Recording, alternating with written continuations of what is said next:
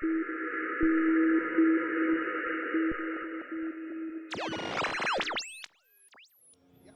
hello Gearslutz, it's Giovanni here from Frap Tools, and today I'm gonna talk to you about Usta, which is gonna be our new 4x4 tracks variable stage length sequencer.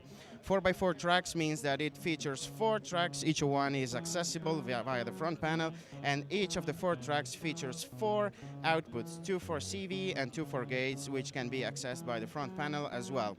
We designed this oval layout with 16 encoders so that you can set the desired value for each stage from the front panel while performing, and you can have CV either quantized in notes and semitones or displayed in raw voltages, as you can see here.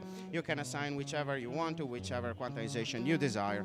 And so variable stage length means that every track can have its own clock division, clock multiplication, or even its own BPM for more experimental stuff.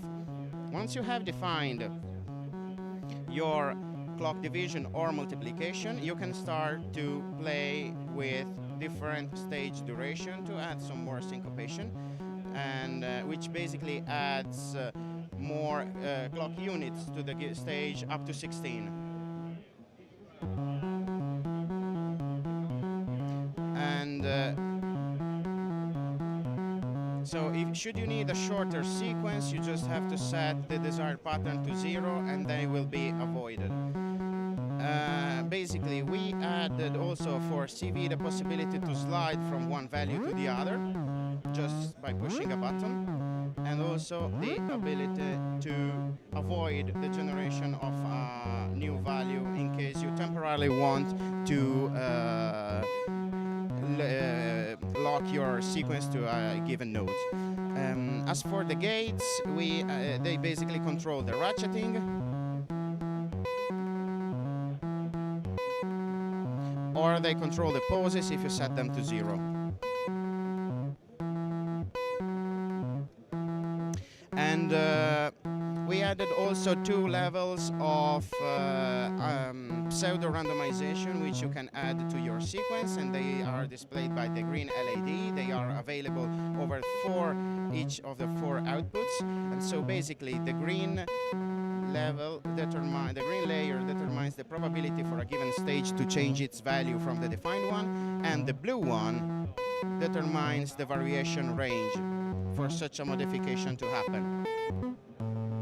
But it's worth mentioning that if you choose to work in a given scale, such as the major pentatonic here, all the quantization and all the modification you apply to the pitch is going to be quantized. So everything is going to happen before the quantization, and you're still sure that everything will happen within the key you choose. There is also a variability for the ratcheting number, which is the gate number. And since this is a bipolar value, it may add some random pauses to your sequence. Now I am gonna get back to the unmodified function. Let me just put the microphone down to show you the mass modification buttons.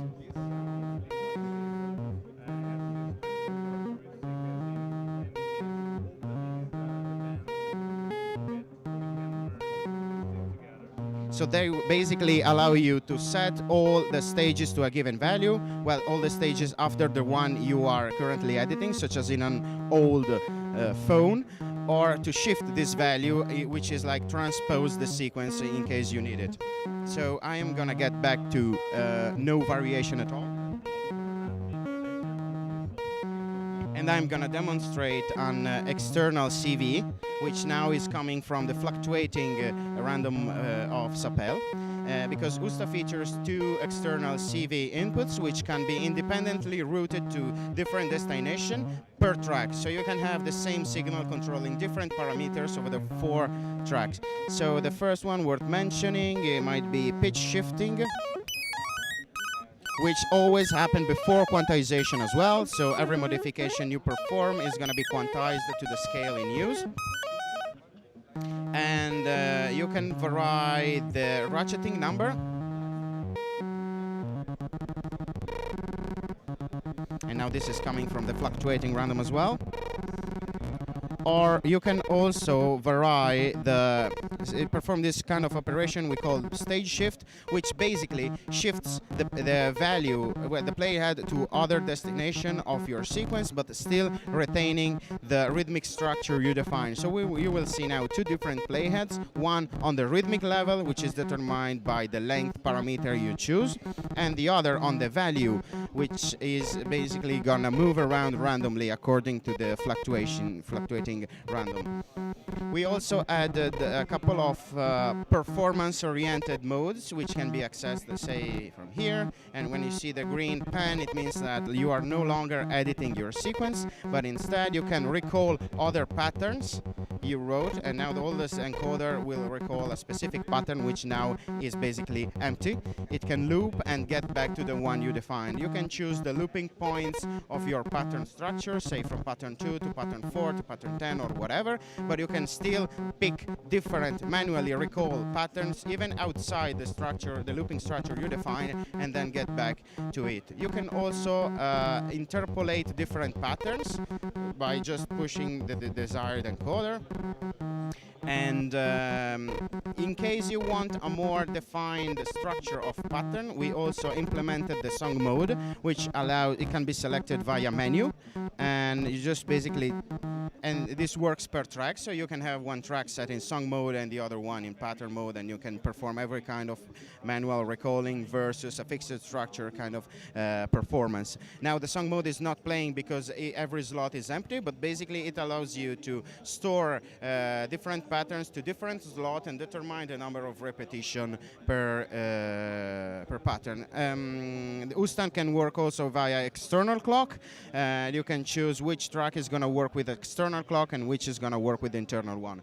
And I think that, you can store all your settings in a project, and you can store up to and recall up to 128 projects in an SD card, which you can also use for backing them up on your PC.